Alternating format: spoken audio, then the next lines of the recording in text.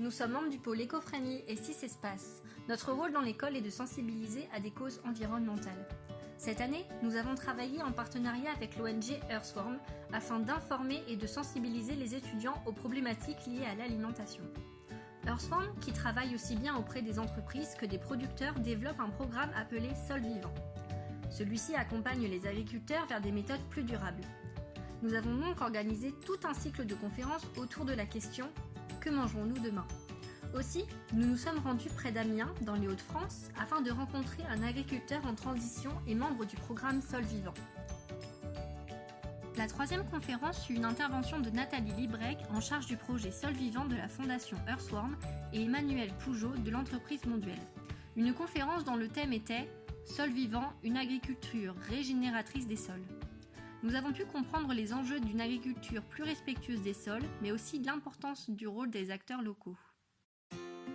Afin de connaître la réalité des agriculteurs, nous avons décidé de nous rendre sur le terrain et nous avons rencontré Thomas Leroux, agriculteur qui a choisi de rejoindre l'initiative Sol Vivant de la Fondation Earthworm.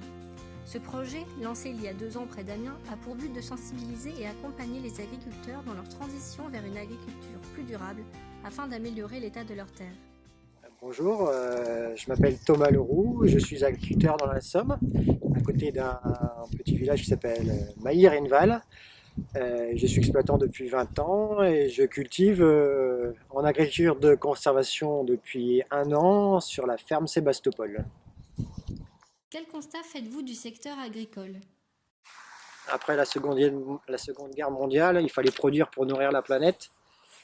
Ce schéma-là n'est plus d'actualité.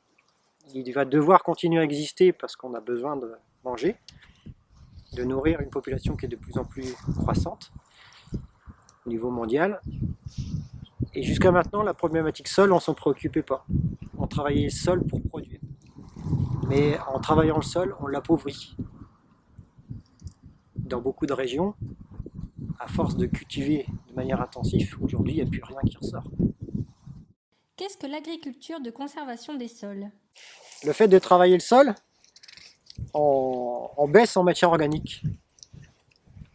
Donc l'objectif, c'est de ne plus toucher au sol pour regagner en matière organique, pour développer la vie du sol et avoir un sol plus en forme et du coup avoir une production de graines plus saine. Où en êtes-vous dans cette transition ? Mes sols sont au début de l'agriculture de conservation, donc ils sont au démarrage. L'objectif de l'agriculture de conservation, c'est de renforcer mon sol au niveau structure, qualité du sol, pour que j'ai moins d'intrants à mettre, moins de phytosanitaires. Comment la Fondation Earthworm vous accompagne-t-elle ? Elle m'aide à travers ses formations, son conseil à ce que j'évolue, à ce que j'apprenne rapidement pour éviter les erreurs, éviter les échecs qui amèneraient une perte financière sur mon exploitation. Donc ils sont là pour me conseiller, m'informer. On a un relationnel de partenariat à travers des essais. On met des choses en place sur nos cultures pour apprendre, pour voir ce qui est possible de faire, pour s'améliorer, pour se développer. Et aussi, c'est ce qui est le plus important chez Earthworm, c'est qu'on communique ensemble. On est un groupe, on échange ensemble, on travaille ensemble, on se réunit souvent pour apprendre de nos erreurs et faire évoluer la technique. Quel bilan faites-vous après une année de transition ? Dès la première année, je vois une différence entre un sol qui est déchoumé, labouré, et un sol qui est non travaillé, avec une culture intermédiaire.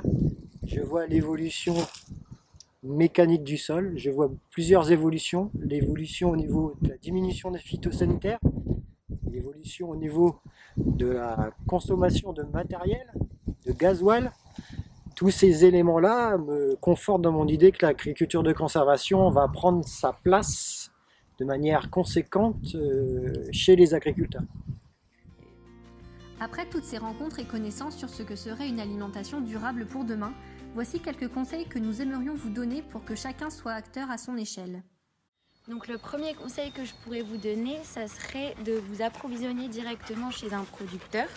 Donc si tu habites en campagne, tu peux aller directement chercher tes produits chez l'agriculteur de ton coin. Et si tu habites en ville, tu peux aller t'approvisionner dans les marchés, mais en demandant bien aux vendeurs d'où viennent les produits. Si tu habites à Lille, il existe pas mal de coopératives comme La Ruche qui dit oui. Donc c'est un réseau de vente en circuit court qui vend des produits issus de l'agriculture raisonnée et régionale à différents points de vente sur l'île.